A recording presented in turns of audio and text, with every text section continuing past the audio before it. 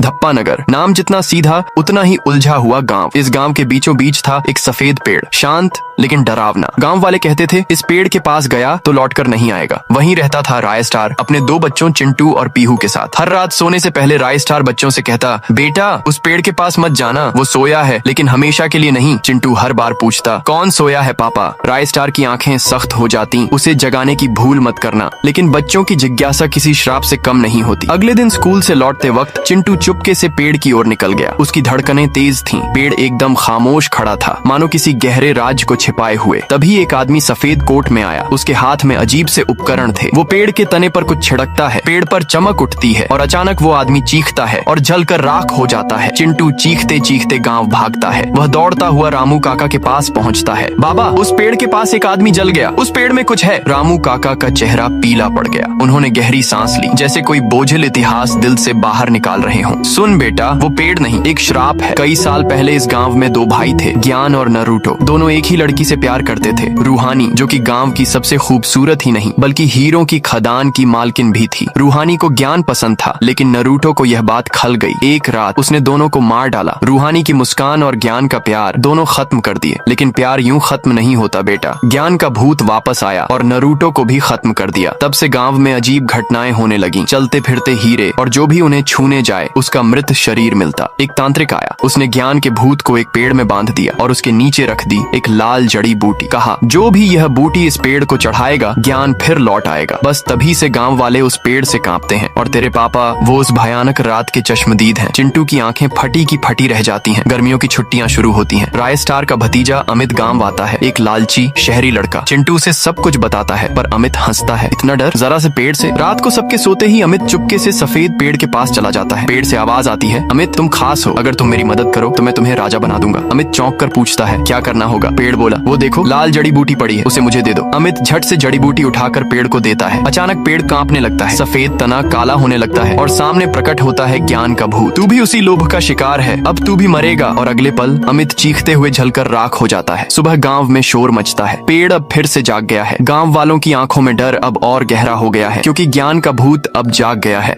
ज्ञान का भूत अब आजाद हो चुका था। अमित जलकर भस्म हो जाता है। धप्पा नगर फिर से अंधेरे में डूबने लगा। गांव की गलियों में एक बार फिर चलते फिरते हीरे दिखने लगे। जो भी उनके पास जाता उसकी लाश अगली सुबह मिलती। अमित की एक गलती ने पूरे गांव को भयंकर खतरे में डाल दिया था। गांव का कारोबार रुक गया, मशीनें बंद हो गईं, बच्चे स्कूल जाना छोड़ चुके थे। एक रात गांव का सबसे अमीर व्यापारी गोल्डन क्रिमिनल, जो हमेशा डरने वालों का कुछ नहीं होता कहता था, अपने घर लौट रहा था। तभी रास्ते में उसे हीरों का झुंड दिखा। लालच में आकर जैसे ही वो गाड़ी से उतरा, चारों ओर धुआं फैल गया। धुआं छंटा तो गोल्डन की जली हुई लाश वहीं पड़ी थी। अब ज्ञान का भूत और भी ताकतवर हो चुका था। शहर में टाइटन नाम का एक शख्स आराम से टीवी देख रहा था। तभी स्क्रीन पर ज्ञान का भूत नजर आता है और अगले ही पल वो टीवी से निकलकर टाइटन को खींच लेता है। सुबह उसकी भी मौत की खबर पूरे गांव में फैल जाती है। राय स्टार ने अपने बच्चों से कहा था, घर से बाहर मत निकलना। लेकिन एक दिन पीहू खेत की ओर निकल गई। घास के बीच कुछ चमकता देखा तो पास गई, और वो चमकता हीरा अचानक ज्ञान का भूत बन गया। पीहू की भी वहीं दर्दनाक मौत हो गई। राय स्टार टूट गया। अपनी बेटी की लाश को जलाते वक्त उसकी आंखों में सिर्फ बदला था। उधर नरूटो के माता पिता गांव से बाहर जाने की तैयारी में थे, लेकिन रास्ते में उनकी गाड़ी पलट गई और दोनों की दर्दनाक मौत हो गया। अब राय स्टार का बेटा चिंटू ही आखिरी उम्मीद था। उसने पापा की दी बंदूक संभाली, लेकिन जब एक दिन स्कूल जाते समय उसने छत पर भूत को देखा और गोली चलाई तो भूत बार बार अपनी जगह बदलने लगा। आखिर में चिंटू को भी उसने जिंदा नहीं छोड़ा। राय स्टार अपने बेटे की लाश लेकर रामू काका के पास गया। काका,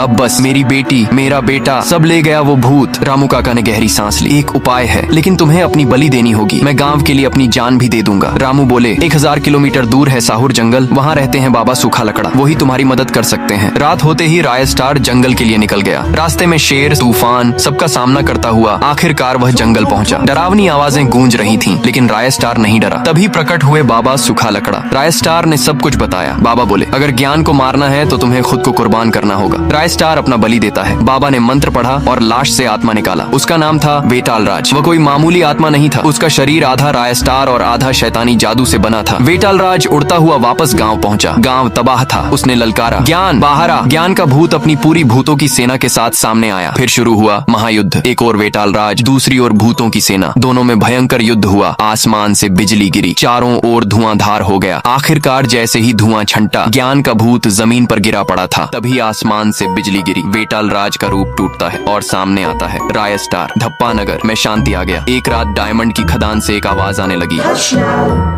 No one can hear me scream here. धप्पा नगर के हीरे की खदान से एक अजीब डरावनी आवाज गूंज रही थी। इस आवाज में कुछ ऐसा था जो रूह तक को कपा देता। आवाज उस तांत्रिक की थी जो खदान के बीचों बीच आग की लपटों के घेरे में मंत्र पढ़ रहा था। उसके सामने पड़ी थी रूहानी की लाश। तांत्रिक अपने तंत्र मंत्र से उसकी आत्मा को फिर से जीवित कर रहा था। कुछ ही क्षणों में आग की लपटें और मंत्रों की गूंज के बीच रूहानी की आत्मा जाग उठी। अब वह तांत्रिक के वश में थी। तांत्रिक का उद्देश्य साफ था, धप्पा नगर पर कब्जा करना। कई साल पहले धप्पा नगर एक समय समृद्ध राज्य हुआ करता था, लेकिन उसका राजा लखन अत्यंत लालची और निर्दयी था। वह पैसों के लिए अपने ही लोगों की हत्या करवा देता। एक दिन वह एक गरीब परिवार के घर पहुंचा जहां राय स्टार के माता पिता रहते थे। लखन बोलता है, पैसे दो। माँ ने जवाब दिया, साहब हमारे पास खाने को भी नहीं है। राजा लखन ने गुस्से में आकर दोनों को मार डाला। राय स्टार जो तब एक मासूम बच्चा था, सब कुछ अपनी आंखों से देख रहा था, लेकिन कर कुछ नहीं सकता था। दिन बीतते गए, राय स्टार बड़ा हो चुका था और एक दिन जब लखन अपनी बाइक से जा रहा था, राय स्टार ने छिपकर एक सटीक निशाना लगाया। एक ही गोली में राजा लखन ढेर हो गया। धप्पा नगर में खुशी की लहर दौड़ गई। लोगों ने राजा के बेटे अर्जुन को नगर से बाहर फेंक दिया। अर्जुन जंगल में जाकर वर्षों तक कठिन तप करता रहा और एक दिन एक ताकतवर तांत्रिक बन गया। वह अपने पिता की मौत का बदला लेना चाहता था। एक रात उसे जंगल में रूहानी की लाश मिली और वह उसे डायमंड की खदान में ले जाकर तंत्र मंत्र से जीवित कर देता है। अब रूहानी तांत्रिक की सेना का पहला हथियार थी। गांव में अजीब घटनाएं होने लगी। रात को छतों पर भूतियां डॉल दिखती। गांव का एक व्यक्ति सुबह में टहलने के लिए निकला था, तभी सुंदर सी गुड़िया दिखती। जैसे ही कोई उसके पास गया, वह रूहानी बनकर उसका सिर धड़ से अलग कर देती। रूहानी के एक दहाड़ से आसमान में अजीब गरज, काले बादल और हवाएं तांडव करने लगती। गांव के लोग डर के मारे राय स्टार के पास जाते हैं और बोलते हैं, राय स्टार अब सिर्फ तुम ही हमें बचा सकते हो। राय स्टार उन्हें भरोसा देता है और रूहानी से लड़ने निकल पड़ता है। एक भीषण युद्ध होता है, लेकिन रूहानी की आत्मा इतनी शक्तिशाली थी कि राय स्टार हार जाता है और बेहोश हो जाता है। जब वह होश में आता है तो देखता है गांव के सारे लोग मारे जा चुके हैं। राय स्टार रामू काका के पास जाता है। रामू काका बोलते हैं, रुद्राक्षपुर नाम की एक पहाड़ी पर सालों से बंद पड़ी हवेली है। वहाँ एक चलने वाला हीरा है जो रूहानी जैसी आत्माओं को खत्म कर सकता है। राय स्टार बिना समय गंवाए बाइक उठाता है और रुद्राक्षपुर के लिए निकल पड़ता है। हवेली में घुसते ही वह सुनहरे जाल, जंगली जानवरों और छलावे से गुजरता है, लेकिन बिना विचलित हुए हीरे तक पहुँचता है। वह हीरे से विनती करता है। हीरा उसकी सच्चाई और साहस से प्रसन्न होकर जाग उठता है। राय स्टार और हीरा अब धप्पा नगर लौटते हैं। रूहानी की आत्मा पूरे गांव पर कब्जा कर चुकी थी। वह राय स्टार की ओर बढ़ती है। उसकी चीख से आसमान दहाड़ मारता, तभी हीरा चमकता है और उसकी शक्तियों से रूहानी की आत्मा जलकर राख हो जाती है। धप्पा नगर फिर से शांत हो गया, लेकिन कहानी खत्म नहीं हुई थी। तांत्रिक अब भी जिंदा था। क्या धप्पा नगर में फिर से खुशियां लौट आई थीं। लोग अपने अपने कामों में जुट गए थे। कोई खेतों में हल चला रहा था तो कोई फैक्ट्री में मशीनें चला रहा था। गांव के गलियों में बच्चों की किलकारियां गूंजने लगी थीं, लेकिन यह खुशी अधिक समय टिक नहीं सकी। पूरे 500 साल बाद गांव के चौराहे पर 2 कटी हुई लाशें मिली। उनके पास एक जली हुई गुड़िया और आग की बुझती लपटें थीं। किसी का सिर गायब था तो किसी का पैर। गांव में सन्नाटा छा गया। गांव का बहादुर युवक राय स्टार मौके पर पहुंचा और सब लोगों से पूछा, क्या किसी ने कुछ देखा, कुछ पता है? लेकिन सबने सिर झुका लिया। हमें कुछ नहीं पता। राय स्टार को पहले लगा ये किसी डाकू का काम है, लेकिन गुड़िया और जलती राख देखकर उसे तांत्रिक की वापसी का आभास हुआ। वह भागता हुआ सीधे रामू काका के पास पहुंचा। काका, गांव के चौराहे पर फिर से लाशें मिली हैं और एक गुड़िया भी। रामू काका कांपते हुए बोले, जिसका डर था वही हुआ। तांत्रिक लौट आया है और इस बार पहले से कहीं ज्यादा शक्तिशाली है। अमावस्या की रात थी। बिजली चमक रही थी। अचानक एक धधकती आग के साथ तांत्रिक आसमान से गांव के बीचों बीच गिरा। उसने अपने हाथ से एक सफेद जहरीली गैस निकाली और गांव वालों पर फेंक दी। जो भी उस गैस के संपर्क में आया वह या तो जानवर बन गया या उसकी आवाज छिन गई। तांत्रिक के पास अब अजीब शक्तियां थीं। एक मंत्र से वह किसी को भी आग में भस्म कर सकता था। फिर वह एक साजिश रचता है। गांव में रखी तेल की टंकी में समा जाता है। उसी तेल को राय स्टार गाड़ी में लाद कर शहर ले जाने निकल पड़ता है। रास्ते में अचानक तेल की टंकी हिलती है और तांत्रिक प्रकट हो जाता है। तभी गाड़ी धुएं के बीच चला जाता है। धुआं छंटता है और वहाँ सिर्फ गाड़ी और खाली टंकी रह जाती है। राय स्टार गायब हो चुका था। अब तांत्रिक ने राय स्टार का रूप धारण कर लिया। वह गांव लौट आया। लोग सोच रहे थे राय स्टार लौट आया है, लेकिन वह अब मासूमों की हत्याएं करने लगा। एक एक दिन गांव के चौराहे पर भीषण धमाका हुआ, कई लोग मारे गए। अब गांव वाले राय स्टार को ही दोषी मानने लगे, लेकिन असली राय स्टार एक अंधेरे तहखाने में कैद था। एक दिन एक व्यक्ति पास से गुजर रहा था, तभी उसे एक आवाज सुनाई दी, कृपया मेरी मदद करो। उसने पिंजरे को खोला और वहाँ असली राय स्टार था। सच सामने आया, राय स्टार गांव लौटा। गांव बर्बादी की कगार पर था, चारों तरफ लाशें, चीख पुकार और तबाही। लोगों ने उसे घेर लिया। क्यों मारे गांव वालों को? राय स्टार ने सब बताया। जिस दिन मैं तेल लेकर शहर जा रहा था, उसी दिन तांत्रिक ने मुझे कैद कर लिया और मेरा रूप धारण कर लिया। वो जो यहाँ खून कर रहा है वो मैं नहीं हूँ। अब सब कुछ स्पष्ट था। गांव एक हुआ, एक योजना बनी। गांव की लड़की मधु को चुड़ैल रूहानी का भूत बनाकर चौराहे पर खड़ा किया गया। रामू काका ने राय स्टार को जादुई बंदूक दी, इससे तांत्रिक को मारा जा सकता है। अमावस्या की रात तांत्रिक फिर आया। जैसे ही उसने रूहानी पर मंत्र पढ़ना शुरू किया, राय स्टार ने गोली चला दी। तांत्रिक की चीखें आसमान में गूंज उठी। देखते ही देखते वह जलकर भस्म हो गया। ढप्पा नगर में फिर से सवेरा हुआ। गांव एक बार फिर रोशन हो उठा। अब वहाँ न कोई डर था, न कोई तांत्रिक। बच्चों की किलकारियां फिर से गूंजने लगीं। राय स्टार फिर से गांव का हीरो बन गया। अगर आप चाहे तो मैं इसका अगला पार्ट भी बना सकता हूँ, पार्ट 5। चाहिए तो कमेंट करो।